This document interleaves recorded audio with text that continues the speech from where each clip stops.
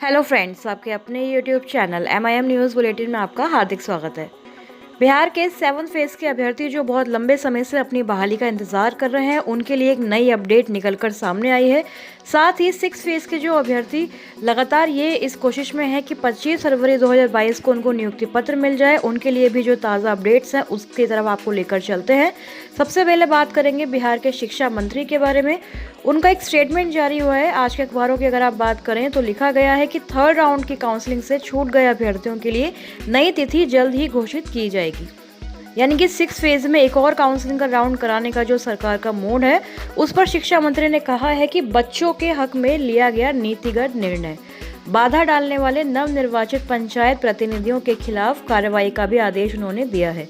तो देखिए, पहले शिक्षकों के ये जो हक में बात कर रहे थे शिक्षा मंत्री की, जल्द ही 7th फेज स्टार्ट करने वाले हैं। अब ये बच्चों का हवाला दे रहे हैं। इन्होंने कहा है कि बच्चों के हक में उन्होंने नीतिगत निर्णय लिया है ताकि उन्हें ज़्यादा से ज़्यादा जो शिक्षक हैं वह उपलब्ध हो सके।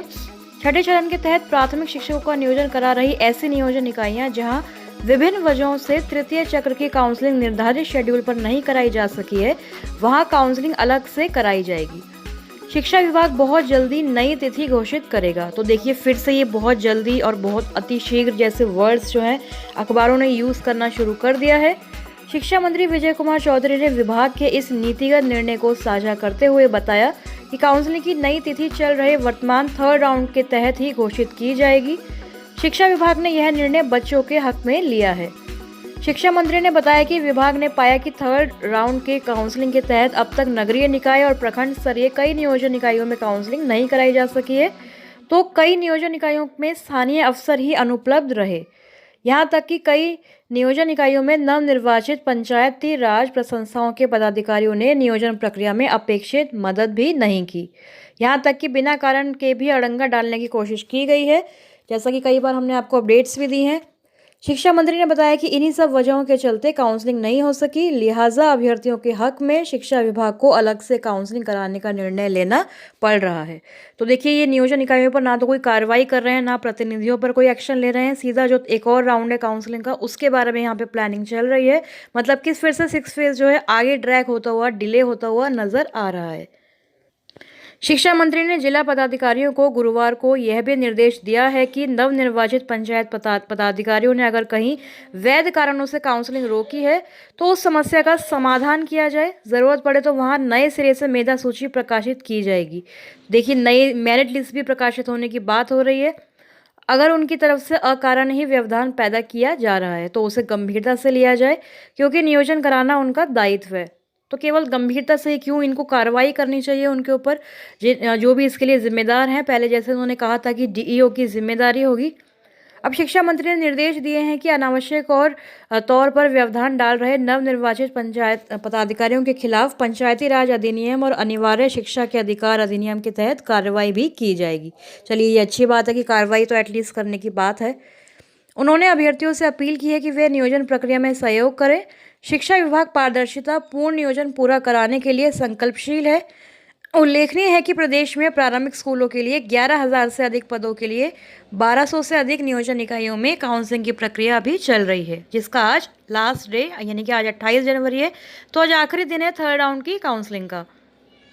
तो आज के तमाम अखबारों में आप इस खबर को प्रकाशित होता हुआ देख सकते हैं, जहां लिखा है कि काउंसलिंग जहां नहीं हुई है वहां भी चयन मौजूदा चरण में ही होगा हर हाल में। तो ये वही बात हो गई जिसका डर था अभ्यर्थियों को कि फिर से एक और जो काउंसलिंग का जो ड्रामा है, एक और जो राउंड है वो सरकार ना कराए। इस वजह से अभ्यर्थियों को लाभ हो सकता है, चयन हो सकता है, लेकिन छठा चरण आगे फिर से जो है डिले होता जाएगा। जबकि प्रधान सचिव कहते थे कि कोई डिले नहीं होगा, कोई आगे 3rd राउंड नहीं, 4th राउंड नहीं होगा काउंसलिंग का। तो अब देखिए, अखबारों के हवाले से इस चीज़ों को फिर से अभ्यर्थियों के समक्ष प्रस्तुत किया जा रहा है। फिर से इस चयन में 6 फेज में ही डिले होगा, तो 7 फेज ये लोग टाइमली कैसे स्टार्ट करेंगे। यानी कि फिर वही नगर निकाय के चुनाव आ जाएंगे और इनको फिर से सरकार को एक और बहाना मिल जाएगा 7 फेज को और ज़्यादा आगे बढ़ाने का। यहाँ भी आप पढ़ेंगे तो यही सारी चीज़ें लिखी है। शिक्षा मंत्री ने कह दिया है कि योग्य अभ्यर्थियों के साथ किसी हाल में नाइंसाफ़ी नहीं होगी। फरवरी में ही छूटी हुई नियोजन इकाइयों में चयन की प्रक्रिया पूरी की जाएगी। कहा कि उन्होंने मेधा सूची की बात भी कही है, चयन की बात भी कही है, एक और काउंसलिंग के राउंड की बात करने के लिए समीक्षा करने की भी बात कही है। नई तारीख जारी होगी शीघ्र ही। तो देखिए, बहुत ज़्यादा इसमें जो है इसमें इसका अपोज करने की, इसके लिए प्रोटेस्ट करने की ज़रूरत है अभ्यर्थियों को, नहीं तो फिर से सरकार का वही ड्रामा जो है स्टार्ट होने वाला है। दूसरी तरफ जो प्राथमिक शिक्षा निदेशक बने हैं श्री रवि प्रकाश, उनके हवाले से जो ट्वीट्स आए हैं उससे देखिए क्या स्थिति देखने को मिल सकती है। उन्होंने कल ही ट्वीट कर दिया था रात को, और उनका कहना था कि tomorrow counselling is going to be held for more than 5,000 post in over 1,000 panchayat. तो उन्होंने कल ही ये बता दिया था कि काउंसलिंग होने वाली है। उसके बाद हम जो नियोजन इकाइयाँ बची हैं जहाँ पर नहीं हो सकी काउंसलिंग, उसका जायज़ा लेंगे। एक और ट्वीट में उन्होंने ये बात एफर्म करी है, कंफर्म की है कि हमारी जो मुख्य प्रायोरिटी है कल की काउंसलिंग के बाद वो होगी सारे ही जो नियोजन इकाइयां हैं उनसे मीटिंग करके वर्क को रिव्यू करना, और हमारी जो मुख्य प्राथमिकता है वह अपॉइंटमेंट लेटर यानी कि नियुक्ति पत्र है उसको वितरित करना टाइम पर, यानी 25 फरवरी को। और फिर उसके बाद जो 7 फेज़ की कार्रवाई है उसके लिए हम लोग वर्क स्टार्ट कर देंगे। There shouldn't be any confusion regarding it, और इस बारे में कोई भी कन्फ्यूज़न किसी को नहीं होनी चाहिए। लेकिन देखिए कन्फ्यूज़न क्यों नहीं होगी, एक तरफ तो आप कह रहे हैं कि टाइम पे आप लोग सब कुछ करना चाहते हैं, फिर दूसरी तरफ आप कह रहे हैं कि नई तारीख की घोषणा जल्द होगी। तो 25 फरवरी आने में अब टाइम ही कितना रह गया है, 1 महीने से भी कम टाइम है। इस बीच आप काउंसलिंग की डेट मतलब निकाल भी देंगे, काउंसलिंग हो भी जाएगी, ऐसा लग तो नहीं रहा है। लेकिन हो सकता है सरकार का अगर यही मूड है, बिल्कुल टाइम पे ये देना चाहते हैं अपॉइंटमेंट लेटर, तो हो सकता है कि दे दें। लेकिन जैसा शिक्षा मंत्री कह रहे हैं कि बहुत ज़्यादा कार्रवाई होगी और मेधा सूची भी आ सकती है दोबारा, तो इससे फिर से कन्फ्यूजन जो है अभ्यर्थियों में ज़रूर बन रही है। खासकर जो 7 फेज़ के अभ्यर्थी हैं उनमें फिर से एक बार निराशा का जो एक पॉइंट है, निराशा का जो बयान है शिक्षा मंत्री का, फिर से उनके दिमाग में अब चलने लगेगा। इसके लिए कड़े प्रोटेस्ट की ज़रूरत है।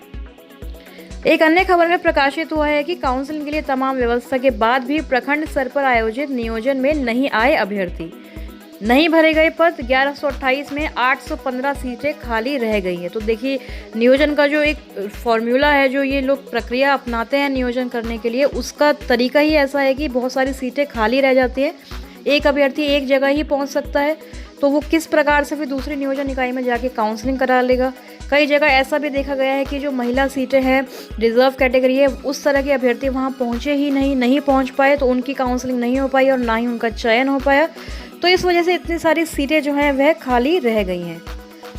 3 दिनों तक आयोजित काउंसलिंग के पहले दिन 554 अभ्यर्थी बुलाए गए, यहाँ पर लिखा गया है। इसमें केवल 6 ही अभ्यर्थी यहाँ पर पहुँच पाए, और जिसमें फिर 1 सीट खाली भी रह गई।